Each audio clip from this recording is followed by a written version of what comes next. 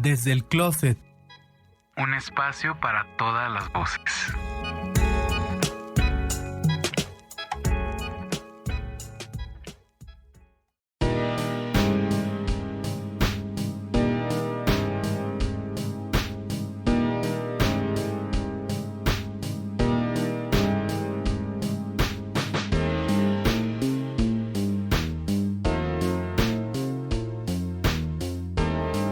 Bienvenidos al episodio número 9 del podcast Desde el Closet. Mi nombre es Héctor Sandoval y para mí es un gusto contar con ustedes en esta nueva aventura. Conmigo se encuentra Gerardo Heredia. Hola. Hola a todos de nuevo. Qué gusto estar con ustedes en otro programa más. Y aprovecho para agradecerles a los escuchas que se han sumado ya en los estados de Zacatecas y Tabasco. Sí, qué gusto. Hace unos días me percaté de ello buscando la información de la actualización del podcast y me aparecieron estos dos estados, entonces qué alegría que nos estén escuchando.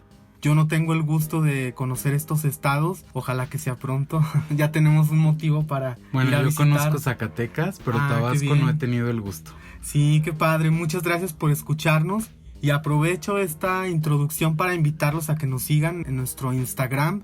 Estamos como desde-el closet-. Ahí pueden encontrar más información, nos pueden dejar comentarios, sugerencias, lo que gusten. Y también los invito a que en las plataformas donde puedan comentar, por ejemplo en Apple Podcast, nos dejen también sus comentarios o nos califiquen, por favor, ahí se puede hacer eso. Y bueno, dicho todo esto y agradeciendo ya a los escuchas que se han sumado, les quiero presentar al invitado del día de hoy. Es invitada, su nombre es Ale y está aquí con nosotros para contarnos su historia. Hola Ale. Hola, ¿qué tal? Buenas tardes. Mi nombre es Alejandra Silva. Un gusto estar aquí con ustedes en su closet, en la intimidad de su closet. Me gusta mucho estar aquí. Es un lugar muy bonito, muy agradable, con dos amigos y muchas gracias por la invitación. Pues gracias por venir, Ale, por aceptar. Muchas gracias, Ale, por estar aquí con nosotros. Qué gusto contar con tu presencia. Y bueno, ya para entrar en la conversación, para ti, Ale, ¿qué representa un closet o qué significa para ti? Bueno, yo he estado siguiendo el podcast y he escuchado algunos de los comentarios que se han hecho acerca de qué es un closet para los invitados que han tenido, específicamente Abraham e Ignacio. Y pensé que podía decir yo que no hayan dicho ya ellos porque creo que ya lo dijeron todo. Pero para mí un closet es también una forma de mostrar decisiones. O sea, tú tienes en tu closet cosas que decides tener, incluyendo la basura, ¿no? Incluyendo las cosas que ya no te sirven, que ya no te quedan. Creo y espero que no sea yo la única persona que todavía guarda prendas en la espera de que en algún futuro me vuelvan a quedar. No, creo que es algo muy común. Creo que no eres la única, Ale. La mayoría de las personas tendemos a hacer eso, ¿no? De decir, ay, bueno, ojalá me quede después y me lo volveré a poner. Ojalá me quede después, pero no dejo de comer pastelitos. Exacto, sí. Eso, lo que sea, menos dejar los postres. Sí, exacto. Entonces, eso no. Claro, entonces, bueno, para mí eso es un closet, también es una cuestión de decisiones. Coincido en lo que comentaron Abraham e Ignacio, también lo que ustedes dijeron en el capítulo 0, es un lugar íntimo, es el lugar más recóndito de tu hogar, en donde tienes las cosas más personales, quizás las más importantes. Yo, por ejemplo, guardo cosas que para mí son muy valiosas, no por su valor económico, sino porque tienen un valor sentimental y cosas así. Pues tengo cosas que me ha regalado mi abuela, algunos aretes, cosas que me ha regalado mi mamá, que también son aretes, collares, anillos, ropa que me ha regalado mi mamá, que no me queda porque ya subí algunos kilitos, pero igual la guardo porque me lo regaló mi mamá. Entonces son cosas que no tienen un valor económico elevado, pero para mí son valiosas y las tengo en un lugar especial de mi closet. Creo que también es una cuestión de decisiones. Igual cuando haces depuración, es importante también sacar las cosas que pues ya no te sirven, que ya no te quedan, que ya no te gustan, ¿no? Darles otro uso, etcétera. De hecho, es importante eso que mencionas de la depuración. Nosotros tratamos de hacerlo de vez en cuando, sacar cosas que no nos sirven ya, que no usamos, que no nos ponemos. Es algo que sí ha sido una constante, al menos con nuestra vida juntos. Y sí, yo coincido contigo totalmente que también el closet habla de depuración. Sí. Y bueno, para que nuestros escuchas te vayan conociendo un poquito más, ¿podrías hablarnos acerca de tu edad, de dónde eres, a qué te dedicas? ¿Incluida la edad? Bueno, eso es opcional. Está bien, claro. Mi nombre es Alejandra Silva, tengo 35 años, soy originaria de Guadalajara, Jalisco, pero tengo 11 años viviendo en la Ciudad de México. Ya soy una adoptada de la Ciudad de México. Soy profesora de literatura mexicana en la UNAM, en el CEPE, que es el Centro de Enseñanza para Extranjeros. Y bueno, pues obviamente soy lectora asidua, sobre todo de la literatura mexicana escrita por mujeres. Eso es lo que he estado estudiando en últimos años. Esos son mis intereses. ¿Podrías hablarnos un poquito más de lo que haces en tu trabajo? Sí, bueno, trabajo con 2 tipos de grupos. Trabajo con chicos extranjeros, porque trabajo en el Centro de Enseñanza para Extranjeros, y también trabajo con estudiantes mexicanos que van al CEPE para tomar clases como actualización o simplemente porque quieren ir a estudiar literatura. Y bueno, ha sido una dinámica muy interesante porque sé que yo debería decir que como profesora enseño, pero la que termina aprendiendo mucho soy yo. No, claro, de hecho yo coincido totalmente contigo y se los he comentado a mis alumnos en algunas ocasiones que es algo que amo de mi trabajo, que yo aprendo muchísimo todos los días. Sí, a mí me gusta mucho compartir las lecturas con mis estudiantes, sobre todo porque cuando yo llego con una lectura, con una propuesta de análisis del texto literario y ellos comparten sus propias lecturas y sus propias visiones de mundo, se crea una dinámica muy interesante en la que todos aprendemos de todo. Claro. O sea, todos aprendemos de la lectura del compañero que viene de otro país y que quizás es la primera vez que lee a un escritor latinoamericano, ¿no? O a lo mejor que lo lee en español, ¿no? Sí. Porque puede que haya leído alguna traducción o... Sí, de hecho eso sucedió el curso pasado, di un curso de verano y tuve una estudiante japonesa que leyó Las batallas en el desierto de José Emilio Pacheco en japonés.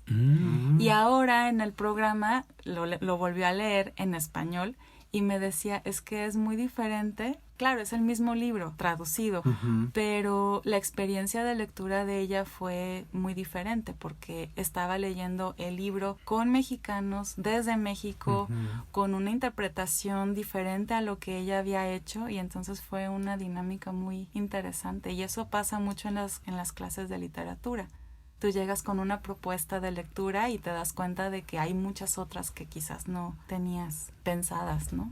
Claro, es una especie de retroalimentación, ¿no? Porque así como tú como profesora aprendes de tus alumnos de otras visiones, supongo que como el ejemplo que das de tu alumna japonesa, también le cambiaste un poco la visión y el leerlo en otro idioma y que su profesora hable ese otro idioma, el segundo idioma que ella está aprendiendo, pues sí le cambia un poquito la visión, ¿no? Sí. Y bueno, ¿nos podrías platicar primeramente qué te llevó a las letras, Ale? Ay, esa es una pregunta complicada. Me llevaron muchas cosas. Primero, el interés por la lectura. No fui una lectora muy asidua cuando era niña, pero sí cuando empecé a estudiar la secundaria me interesaba mucho la clase de español. Me interesaba mucho la forma en la que se podía leer sobre otro mundo o la visión de mundo desde otras perspectivas. Y me gustó mucho esa clase, me gustaba mucho también la clase de historia y empecé a leer por mi cuenta. Leía en desorden, no tenía una biblioteca especializada para jóvenes, yo leía lo que encontraba y me di cuenta de que la literatura era algo que me gustaba mucho. Cuando entré a la preparatoria tuve profesores de literatura, ya era una clase más especializada y ahí fue donde descubrí que había una carrera en letras hispánicas y ya no tuve que pensar mucho más en qué quería estudiar. Entré a la carrera de letras. Primero fui y pedí el programa porque estaba indecisa entre estudiar historia o estudiar letras y no tuve que tomar una decisión muy difícil, las letras fueron lo que me llamó la atención y así fue como empecé a estudiar. Cuando llegué al 7º semestre de la carrera tuve una clase que se llamaba Literatura de las Mujeres, que daba la doctora Olga Marta Peña, y ahí ya fue donde definí qué era lo que quería estudiar dentro de la disciplina de las letras hispánicas, que es la literatura escrita por mujeres. Eso fue en la Universidad de Guadalajara. Después me fui a estudiar la maestría en la Universidad de Texas en El Paso gracias a una beca FONCA. Y ahí ya hice estudios, obviamente más especializados, acerca de la poesía escrita por mujeres, particularmente la poesía de Rebeca Uribe, que fue una escritora jalisciense. Además, Ale, algo que mencionas que me parece muy importante, y también lo digo desde mi caso, es que cada cual encuentra su camino con las letras, porque existe mucho como la historia de que, tal escritor era un lector desde niño y no sé qué y no sé cuánto, pero en realidad cada cual encuentra y son caminos diferentes, no hay una receta especial. Por ejemplo, en mi caso, mi primer encuentro con la literatura fue a través de cómics. Entonces, yo no leía, ¿no? Ajá, Si de no hecho mal eran los recuerdo. cómics de Periquita, La Pequeña Lulú, algunos de los Simpson. Fue mi primer acercamiento con la literatura, así como el tuyo, que a lo mejor fue en la adolescencia, pero no hay una fórmula para esto. En realidad, yo empecé a leer libros que quizás no eran adecuados para mi edad. Quiero decir que eran demasiado complejos. Por ejemplo, yo pretendí leer El Quijote a los 13 años y claro que no pasé de la segunda página porque no entendía absolutamente nada. Sí, pero no. yo sabía que era un libro canónico y que todo mundo tenía que leer El Quijote porque, claro, Era es dentro el del Quijote. canon literario. Sí. Y que de hecho, hablando de este tipo de obras del canon, recuerdo yo que en la secundaria nos hacían leer El Cantar de Roldán y dices tú, este es un libro que vacunas a los chicos para ya no volver a leer nunca en su vida. Lo puedes disfrutar cuando ya tienes cierto conocimiento del tema, pero si no... O la Ilíada y la Odisea. Exacto, son que- libros Sí. complicados que ahí, de verdad ahorita no sé cómo estén los programas de lectura a nivel secundaria, pero en mis tiempos era pésimo porque te vacunabas.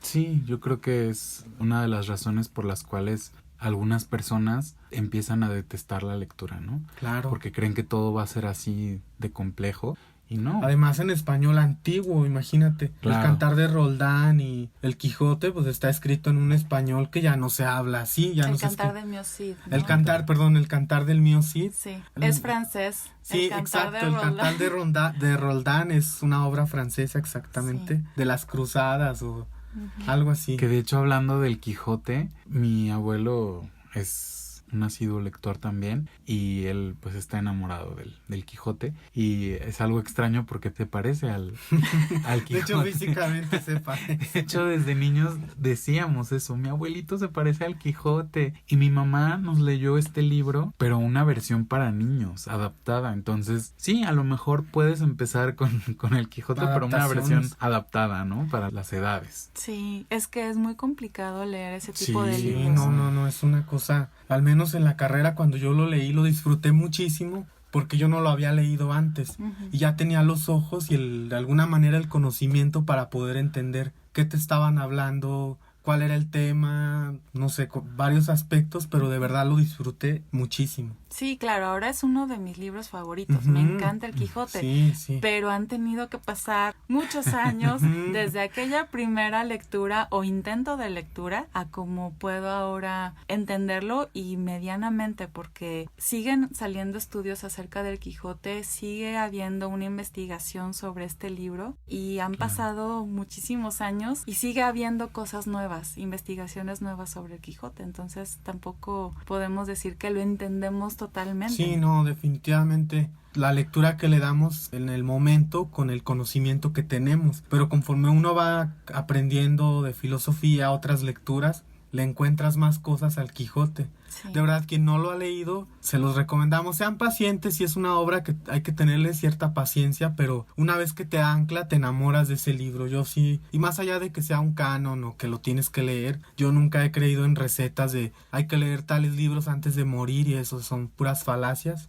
Se lee lo que quieres leer y ya, punto. Sí, en realidad yo llegué a ese libro un poco con el temor precisamente porque sabes que es un libro canónico, es un libro que se supone que debes de leer, y yo pensaba que era la seriedad total. Y cuando lo empecé a leer y me di cuenta que era un libro súper divertido, muy, muy divertido, escatológico, muy o sea, escatológico. asqueroso, Sí. habla de muchas cosas asquerosas, Sí. y a mí me daba mucha risa, pero claro, tomé un curso sobre el Quijote, tuve que hacer investigaciones y lecturas alternas para poder saber qué era lo que estaba diciendo el Quijote, pero bueno, al final valió la pena, es uno de mis libros favoritos. Pero sí es cierto también que durante mis estudios de preparatoria, el libro que me funcionó como clave o como una llave de entrada a la literatura fue precisamente Las batallas en el desierto, que también lo leí, entendí un 30% de lo que realmente estaba diciendo el libro, y cada vez que uno regresa a un libro encuentras cosas nuevas. Eso también es algo que en su momento no entendía. Yo pensaba que no valía la pena releer un libro, pero ahora me doy cuenta de que releer es muy rico, y digo muy rico en el sentido de te enriqueces mucho, porque también te das cuenta de cómo has cambiado tú como lector a lo largo del tiempo, ¿no? Si tú en un primer momento entendiste una cosa sobre un libro y después lo retomas 5 años después y encuentras otras cosas, tú puedes hacer un corte de caja y decir, ahora ya entiendo esto otro que antes no entendía. De hecho, hablando de esto de que a veces uno no está o no tiene la información suficiente para leer ciertos productos culturales, recuerdo que el año pasado yo vi por primera vez completa La Naranja Mecánica, y de verdad para mí fue un shock porque me encantó, entendí muchas cosas que creo que en su momento por algo no la vi, la renté y nunca la vi. Y digo, sí, justamente esto que estás diciendo, ahorita ya de alguna manera tengo la información para poder entender qué te estaba tratando de decir Kubrick a través de toda su obra, en particular esa. Pero sí, definitivamente releer y regresar es enriquecerte y entender lo que en su momento te quedabas así. ¿Qué me está diciendo aquí el autor? Sí, hay que ser pacientes. Sí. Es un proceso, es como cualquier cosa que vale la pena en la vida. Es intentarlo, fracasar, volverlo a intentarlo, fracasar. Es un proceso, nadie nace sabiendo literatura. Claro. Y bueno, volviendo un poquito al tema, Ale, en tu trabajo, entonces, ¿tú usas la literatura de escritoras mexicanas? Sí, ese es el tema en el que no quiero decir me he especializado porque me parece presuntuoso decir eso, pero es la literatura que hemos seleccionado en los últimos cursos, en el grupo específicamente con los mexicanos. Hemos leído literatura de mujeres mexicanas de la primera mitad del siglo XX, después la segunda mitad, y nos hemos instalado durante 2 o 3 semestres en la segunda mitad porque fue cuando varias autoras empezaron a publicar sus textos. Entonces eso es lo que hemos estado leyendo en los últimos 2 años. ¿Cuáles autoras revisan ahí en tu clase? Hemos revisado varias autoras. Ahorita recuerdo, por supuesto, a Rosario Castellanos y Elena Garro, que son 2 autoras imprescindibles de nuestra literatura. Yo, por gusto personal, siempre les pongo un texto de María Luisa Puga, que es la autora que estoy estudiando ahora. Es una autora excelente, no es tan leída y me parece muy importante que ellos conozcan este tipo de literatura. Hemos leído también a Emma Godoy, que en su momento fue conocida, reconocida, pero últimamente ya no la conocen o no la han leído los chicos, digamos los jóvenes. Hemos leído también a Pita Amor, a Nahui Olin, a Rebeca Uribe, que fue la poeta que yo trabajé para mi tesis de maestría, y hemos tenido una diversidad. Ustedes que tienen como propósito hablar de diversidades, hemos visto una diversidad de temas, una diversidad de intereses, de estilos literarios, por supuesto. Entonces hemos tenido autoras que han hablado acerca de la violencia contra la mujer o la violencia en general. Y ahorita recuerdo el caso, por ejemplo, de Perla de la Rosa, que fue una autora que leímos el semestre pasado. Ella es una dramaturga de Ciudad Juárez y tiene una obra que se llama Antígona, que habla sobre los feminicidios.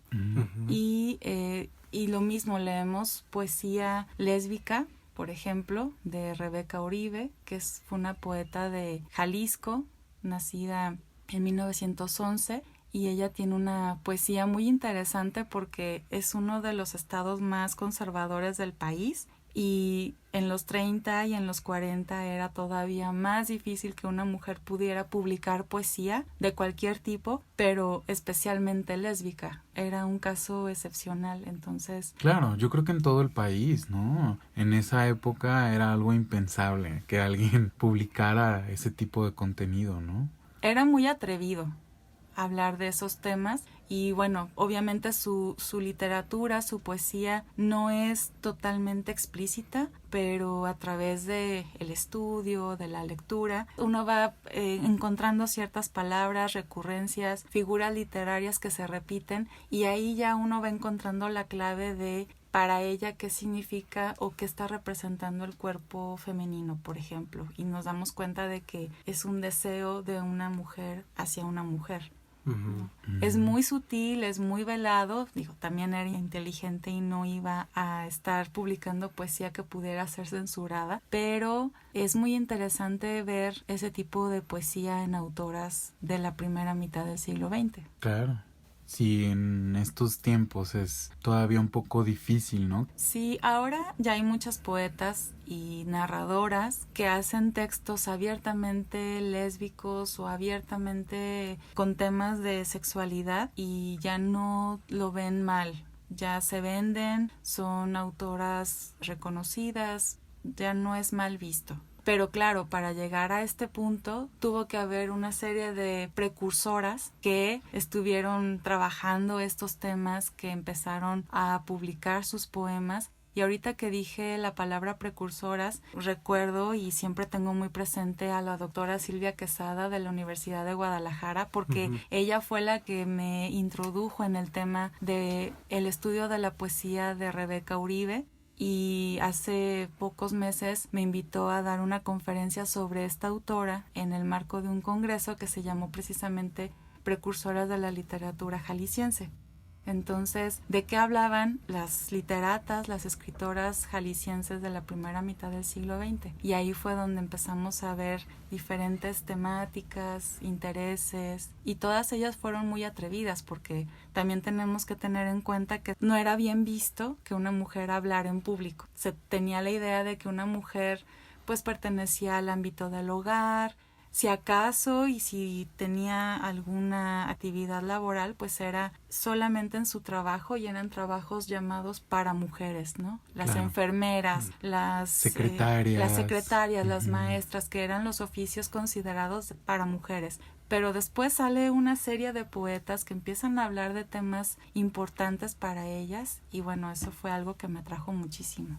Yo creo que las vivencias de las personas también tienen muchísimo que ver para el tipo de textos que escriben, ¿no? Sí, yo hice una investigación acerca de los textos periodísticos de Rebeca Uribe y encontraba muchas similitudes o algunos puntos de contacto entre sus ideas periodísticas y su poesía. Y sí, ella, de hecho, junto con un grupo de mujeres entre las cuales se encontraba Marta Soriano, la hermana del pintor y escultor Juan Soriano, uh-huh. Ellas hicieron un periódico en Guadalajara que se llamó Alma Femenina y este periódico surgió como respuesta a los primeros movimientos feministas sufragistas en México. Y de hecho uno de los apartados del periódico que es muy importante porque tiene un espacio grande de la página, se dedica a hacer la crónica de la visita de una mujer feminista, una activista cuyo nombre no recuerdo ahora, que estaba haciendo una gira por el país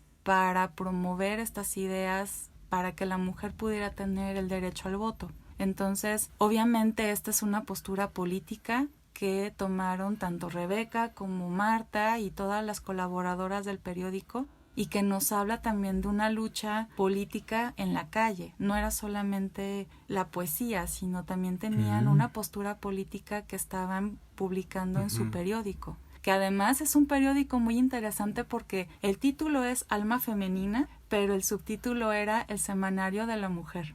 Entonces era un periódico hecho para mujeres, dirigido especialmente para las mujeres, pero por supuesto que era para todo el público y tuvo una respuesta, podría decir que hasta violenta en algunos casos, una reacción de un grupo conservador de hombres que decían que estas mujeres no tenían por qué estar hablando de estos temas, ¿no? Ay, qué horror. Entonces, pero bueno, son ideas que en ese tiempo era lo más común.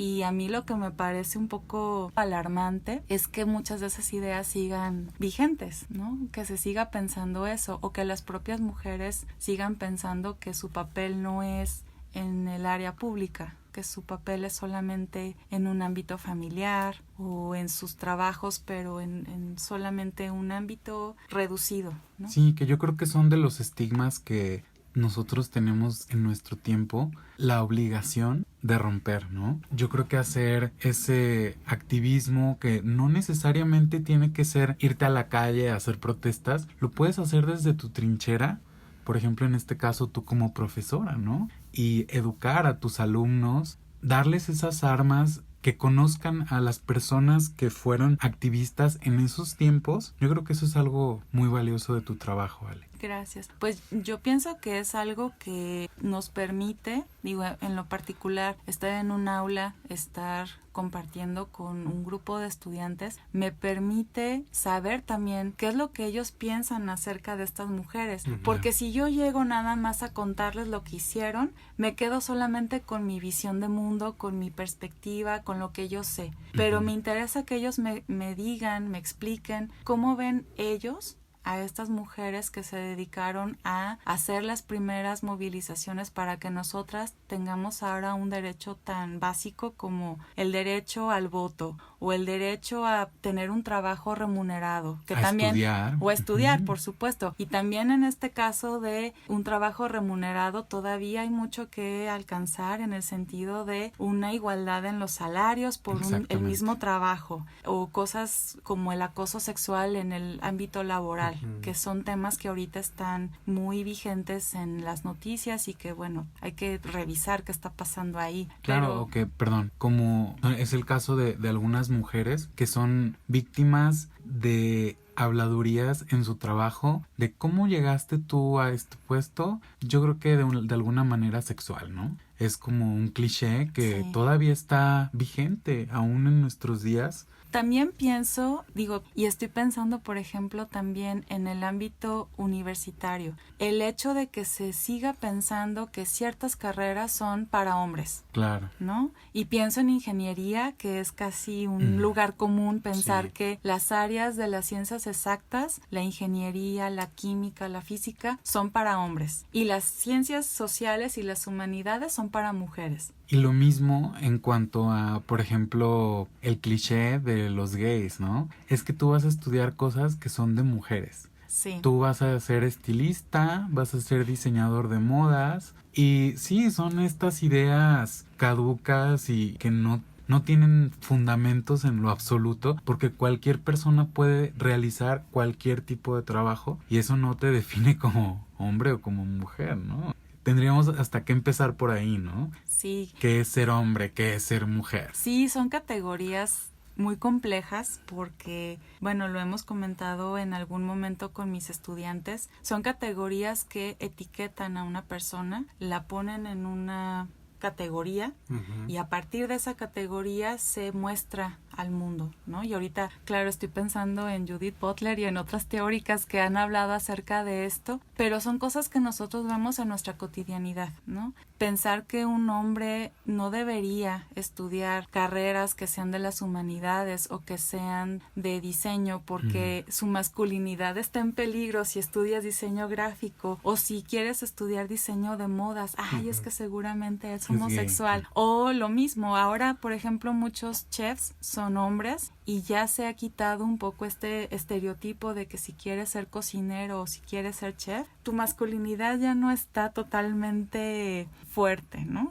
Hay ideas en ese sentido. Ahora me parece que un poco ya ha ido cambiando eso. No, y es que eso pasa desde que son niños, desde que están educando a un niño o a una niña, le dicen, no, tú no juegues con esto porque es de niñas, no, tú no juegues con esto porque es de niños. O tú no uses tal color porque es de niña, ¿no? Y pues, ¿cómo que un color va a ser de niña? No. Bueno, ni siquiera en los juegos. A veces no te sientas así porque, Necesitas claro, tú sentados usas de un niña. vestido y tú como niña pues no te pones a pensar, ¿no? En tu postura para sentarte, y entonces desde pequeña te van enseñando un tipo de cómo vestirte, cómo comportarte, cómo sentarte. Y claro, uno siempre tiene, cuando usaba yo falda obligatoriamente en la secundaria, pues uno tenía que estar cuidándose de que los compañeros no estuvieran debajo de la escalera, ¿no? Pues tratando de mirarte, etcétera. Entonces, no es solamente los juegos, por supuesto, o los juguetes, o los colores que usas en tu ropa, es todo. Son formas de adaptar tu vida en función de tu género, de la construcción que nosotros llamamos género, la construcción social, ideológica, etc. De la categoría fija que es el género. Claro, y si alguien tiene una identidad de género distinta a la norma, ¿no? A lo común, pues ya es machorra o ya es joto, ¿no? Que son las palabras que aún hoy en día usan las personas. Y que aún así hemos comentado con Héctor que se ha estado viendo un cambio bastante considerable en los papás y en la educación que le dan a sus hijos en cuanto a este tema. Hemos visto últimamente padres que les compran el juguete que el niño quiere jugar, o sea, no porque sea de niña o de niño, le compran eso, ¿no? Hemos visto varios casos y eso nos da muchísimo gusto verlo. Que un papá dice, perfecto, mi hijo quiere jugar con unas muñequitas, pues se las compro. ¿Cuál es el problema, no? Sí, porque también se va creando en el niño, me parece, digo, yo no soy psicóloga ni mucho menos, pero mi intuición me dice que si tú empiezas a hacer eso, creas en el niño una idea de tabú. Claro. Yo no debería jugar con muñecas porque eso es de niñas, y les empiezas a enseñar a los niños que ser niña es malo, o comportarse como niña es malo. Claro, con las frases como pegas como niña. Exacto. ¿No? O el último es vieja, o cosas así. Que nosotros crecimos escuchando eso y no te pones a reflexionar en lo que estás diciendo. Como niño vas repitiendo lo que la gente dice y no te pones a reflexionar en lo que significa esa frase. Entonces crecemos con esta idea de que comportarte como mujer o tener gustos que son socialmente pensados como gustos propios de la mujer, pues es malo. Es algo incorrecto, es algo que está además atentando contra tu idea de masculinidad. Es algo peligroso. Claro. Y es por eso que es muy valioso el trabajo que tú haces. Me gusta mucho que hayas tomado esa postura en las letras, como de abrir los horizontes, porque muchas veces nos mencionan ¿cuál es tu escritor favorito? Y todo el mundo piensa en un hombre, ¿no? Sí. De hecho, así es como Harold Bloom crea la idea del canon, ¿no?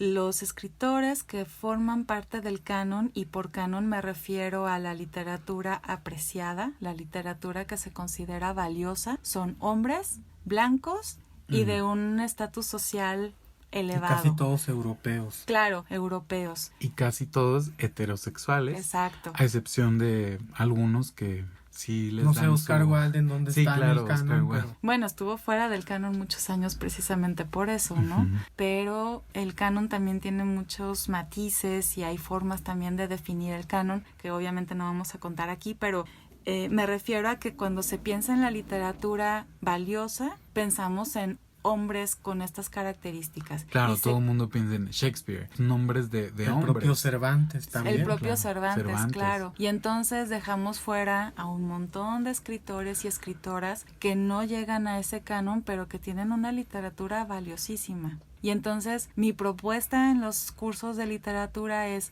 mostrar precisamente todo esto que se está quedando fuera del canon. Otra propuesta es mostrar escritoras ya canónicas, por ejemplo Rosario Castellanos o Elena Garro, que son dos escritoras muy importantes mexicanas del siglo XX, pero entonces lo que hacemos es leer textos de ellas que casi no se conocen, o que casi nadie lee, o casi nadie comenta. Porque también pensamos en Rosario Castellanos, Balún Canán, pensamos en Elena Garro y pensamos en Los Recuerdos del Porvenir, su novela. Pero quizás hay muchas otras obras de ellas que no se conocen o que ya no se releen, ya no se reeditan, y ahí es en donde también hay una oportunidad de otra lectura. Y justamente esto que estábamos comentando del machismo, y de la presencia masculina o la imposición en casi todas las áreas, es como poco a poco se fue estableciendo el canon en el siglo XIX y siglo XX aquí en México. Por ejemplo, pues hablan de literatura mexicana y a todo mundo se le viene a la mente Octavio Paz. Es un hombre blanco, en su momento privilegiado. Entonces, justo que aquí es donde se ve el valor de tu trabajo, retomar todas esas constelaciones que estaban alrededor, todos esos creadores que estaban en la periferia, porque el canon era Octavio Paz. Sí, ahora por ejemplo que estás diciendo esto, estoy pensando en que me hace falta y tengo una deuda importante con las escritoras mexicanas indígenas. Uh-huh. Ese es un tema que no es tan fácil, creo, por lo menos para mí ahorita, encontrar esta literatura. Si alguien de los que nos está escuchando tiene sugerencias, se las agradeceremos, porque es complicado, por lo menos digo para mí, encontrar ahorita o pensar a alguien que sea una escritora mexicana indígena. Claro, porque no se les da la oportunidad, porque no se les dan los espacios de presentar alguna obra, ¿no? Y que yo creo que sí hay y no nos hemos dado cuenta o no se les ha dado esa difusión, ¿no? Sí, no todas llegan a las grandes editoriales, no se encuentran sus libros fácilmente. Muchas de ellas, y no solamente las mujeres indígenas, muchas mujeres mexicanas, incluida Rebeca Uribe, que es la autora que les digo que yo trabajé, tuvieron que publicar ellas mismas sus propios libros, pagándolas de sus bolsillos. Y en el caso de Rebeca se nota que es una edición hecha a mano, casi como mimeógrafo, con unas grapas, y eran unas cartulinas súper frágiles que ahora ya con el paso del tiempo se pueden deshacer muy fácilmente. Y esto nos habla entonces de lo poco valorada que era la literatura escrita por mujeres, que ni siquiera las editoriales llegaban. Entonces, sí, hay muchas mujeres indígenas que deberíamos de leer. Hay muchas mujeres que no han tenido la difusión, como dices, en nuestro país. Y eso vale mucho la pena que nosotros lo investiguemos, lo leamos, lo comentemos. Claro, porque en sus culturas tienen cuentos maravillosos. Yo he escuchado de viva voz de huicholes cómo me cuentan lo que para ellos significa el venado, lo que para ellos significa el jicuri, la flor del jicuri, la flor con sus pétalos, cómo representa las direcciones hacia dónde vamos en la vida y que cada decisión que uno toma afecta al camino, ¿no?, que vas a tomar. Entonces son cosas muy profundas y que yo creo que si leyéramos literatura de personas indígenas nos abriría la mente como no tenemos una idea, ¿no? Claro, sí, porque nosotros podemos ver un diseño textil o en una pieza de joyería, podemos ver el diseño huichol y decimos, ¡ay, qué bonitos colores! ¡Qué bonita figura! Y no tenemos idea de lo que significa para la cosmogonía de la cultura huichirica, si no me equivoco, ese es el nombre. Pirrárica. Fíjate, sí. Ni siquiera eso sé, o sea, hasta en eso, sí, nos hace falta mucho. No te creas, todo el mundo lo hemos tenido que aprender de alguna otra forma, ¿no? Yo sí lo he preguntado cómo se pronuncia porque lo había visto escrito y me dijeron que era birrárica. Mira, sí, o sea, hay muchas cosas que nos hace falta aprender en nuestra propia literatura mexicana, porque cuando pensamos en literatura mexicana, de nuevo, pensamos en literatura escrita en español, pensamos en una literatura escrita por hombres, pero hay muchas letras que se están quedando fuera del canon porque no cumplen con estas normas o con esto que se considera valioso. Con esas reglas anticipadas, que si tienes estas características, pasas para adelante, ya te podemos leer, te calificamos. Claro, y como lo mencionó Héctor, una palabra clave, el privilegio, ¿no? Sí. Desde el privilegio, porque son las personas que van a tener los contactos para ser publicados, ¿no? Y personas que tienen algo valiosísimo que publicar, pues no encuentran los espacios y obviamente también esto debido a la discriminación, ¿no? Sí, yo por ejemplo he visto cuentos para niños que son bilingües, que están editados en español y en el idioma original, en la lengua indígena original. Y entonces eso es muy valioso para los niños porque se están acercando a un mundo diferente, a una voz literaria diferente. Como el cuento de Sebastiana, ¿no? Sí, exactamente. No sé si el origen es indígena. No, bueno, la historia está basada en un relato mixteco, pero el cuento original está escrito en español y ahora se está haciendo una traducción a 11 lenguas indígenas. Que también, ¿no? Exacto. O sea, al contrario, Sí. que no se le da esa traducción a lenguas que tenemos aquí en nuestro país. Se traducen hacia chino, japonés, alemán, francés, pero ¿por qué no a una lengua indígena? Entonces te llevas una muy buena tarea, Ale. No, bueno, me llevo una tarea de vida. La vida no me va a alcanzar para hacer todo lo que quiero hacer, pero me parece es una deuda importante que tenemos, pienso, quienes nos dedicamos a las letras, estudiar nuestra literatura en su diversidad, que es enorme. Y bueno, si nosotros hemos estado hablando de diversidad, ahí tenemos otra forma de diversidad. Claro, y bueno, pues podríamos pasarnos horas y horas platicando de lo que tú haces, Ale, porque es algo muy interesante y lo que se deriva de eso. Pero bueno, nos gustaría que para cerrar la plática sacaras una carta del tarot de Don Quijote, hablando del Quijote. Del Quijote que me sigue. El 17, la estrella. Ok, esa no había salido. No había salido la estrella. Y mira, aquí está el Quijote Justamente. en la carta. Mira, y con Sancho. Que de hecho, cuando contabas que era algo escatológico o muy escatológico, yo recuerdo que mi hermano y yo, cuando mi mamá nos lo leía, decíamos, qué cochino es Sancho. Es muy asqueroso. Pues los dos. Sí, pero es divertidísimo. Sí. Y la verdad es que ahí es en donde uno se da cuenta de que el Quijote no es necesariamente todo seriedad. Claro. Y bueno, entonces vamos a leer lo que la carta número 17, la estrella, te quiere comunicar. Y bueno, dice, guía, sintonía de energías, sintonía con el flujo benigno del cosmos, encuentro de energía luminosa que orienta, esperanzas realizadas, regeneración, belleza. Tuve muy buena suerte entonces el día de hoy. No, y que creo que sí se conecta bastante con lo que es la literatura, ¿no? Es la guía que guía mi camino, la guía que guía. Y tú eres la guía con tus alumnos, la que les explica y los orienta, los encamina a valorar la literatura escrita por mujeres. No, y me llama la atención lo que dice aquí de sintonía de energías. Tú te estás poniendo en sintonía con las mujeres escritoras mexicanas y estás transmitiéndolo a tus alumnos y al mismo tiempo también tus alumnos se ponen en sintonía, ¿no? Entonces, Sí, ahora no dije algo que me parece también sintomático, que es en el grupo que tengo con estudiantes mexicanos, la mayoría son mujeres. Entonces, sí, termina siendo una sintonía de mujeres. Tengo un estudiante solamente que es la excepción a la regla, por todas las demás somos mujeres y encontramos en esta literatura muchas cosas que quizás ya habíamos pensado, pero cuando lo vemos reflejado en la literatura, lo pensamos de una forma diferente. claro. Muy bien, Ale.